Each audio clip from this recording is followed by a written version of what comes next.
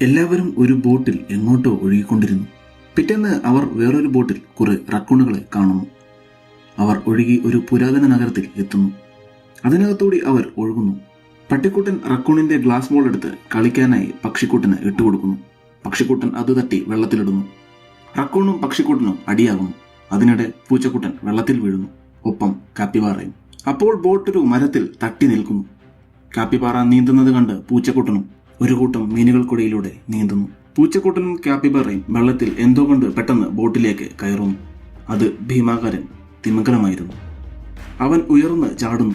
അതിന്റെ തിരയിൽപ്പെട്ട് ബോട്ട് മരത്തിൽ നിന്ന് പിടിവിട്ട് വീണ്ടും ചലിക്കാൻ ആരംഭിക്കുന്നു. കുറെ ദൂരം പോയി കഴിഞ്ഞപ്പോൾ പൂച്ചക്കുട്ടന് വിശക്കാൻ തുടങ്ങുന്നു. അവൻ വെള്ളത്തിലേക്ക് ചാടി കുറെ മീനുകളെ പിടിക്കുന്നു.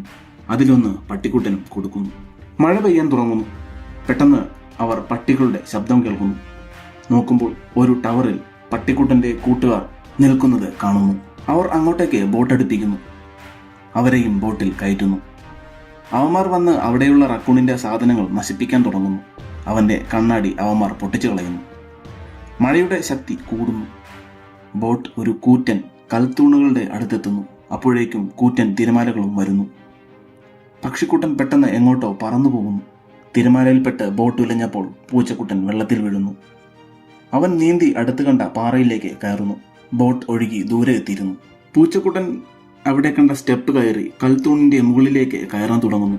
മുകളിലെത്തിയ അവൻ അവിടെ പക്ഷിക്കുട്ടനെ കാണുന്നു. പെട്ടെന്ന് വെള്ളത്തുള്ളികൾ മുകളിലേക്ക് ഉയരുന്നു. അവർ രണ്ടുപേരും മുകളിലേക്ക് ഉയരുന്നു. ആകാശത്ത് ഒരു പോർട്ടൽ തുറക്കുന്നു. പക്ഷിക്കുട്ടൻ അതിനുള്ളിലേക്ക് പറന്നു പോകുന്നു. പക്ഷേ പൂച്ചക്കുട്ടൻ തിരികെ താഴെ വീഴുന്നു. പെട്ടെന്ന് പോർട്ടൽ അടയുന്നു. പക്ഷിക്കുട്ടൻ അപ്രത്യക്ഷമാകുന്നു.